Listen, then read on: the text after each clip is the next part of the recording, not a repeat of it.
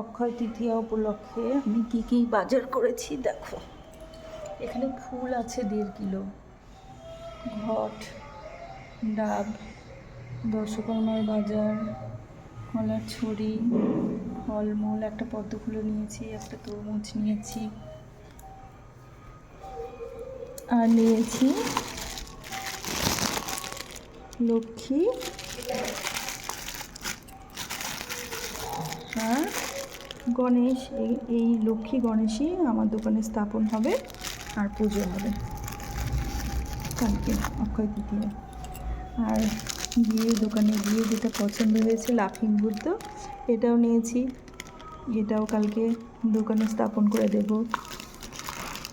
আর সবথেকে ভালো লেগেছে আমার লোকনাথ বাবাকে, গিয়ে খুব পছন্দ হয়ে গিয়েছে, ওই জন্য নিয়ে নিলাম। লোকনাথ বাবা খুব সুন্দর হয়েছে, মুখটা দারুণ। তো তোমাদের কার কার বাড়িতে অক্ষয় তৃতীয়া পুজো তোমরা একটু কমেন্টস করে জানিও। আর এটা নিয়েছি পুরোহিতের জন্য, একটা গামছা, একটা কুর্তা। সবাই তো ধুতি দেয়, ধুতি তো পরতে চায় না পুরোহিতরা, ওই জন্য আমি একটা কুর্তা নিয়েছি, ওটা পরে পুজো করবে সেই জন্য। তো আমার লোকনাথ বাবা, লাফিং বুদ্ধ, লক্ষ্মী, গণেশ কেমন হয়েছে তোমরা একটু কমেন্টস করে জানাবে। তো চলো, টাটা, বাই বাই।